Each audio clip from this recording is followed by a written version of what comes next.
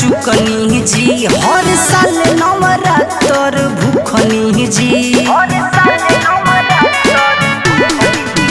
कब पूजा करी में न चुकनी जी, हर साल नवरात्र भूखनी जी।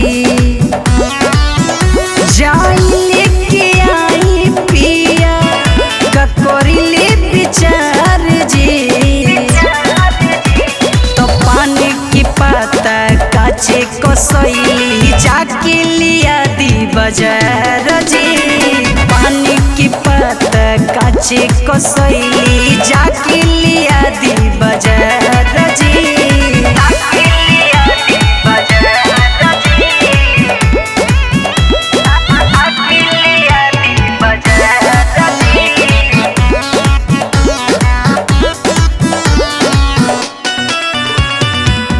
जोड़ी नरियल जानी जाके भुलई ह, लाल की चुनरियो चटकार लेके आई ह।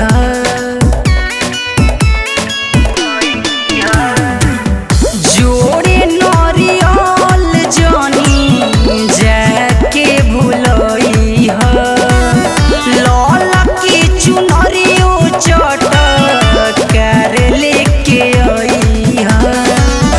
करिले अबेर ना तो हो जाई अन्हार जी, तो पान की पाता काचे कसैली जाके लिया दी बाजार जी। पान की पाता काचे कसैली जाके लिया दी बाजार जी। पान की पाता काचे कसैली जाके लिया दी बाजार जी।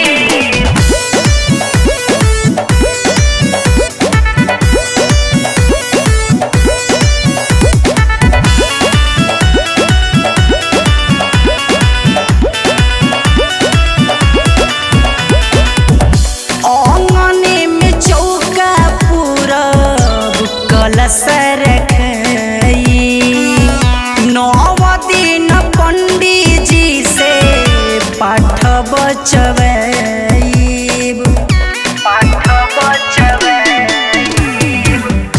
आंगने में चौका पूरब कलश रखई, 9 दिन पंडित जी से पाठ बचवई।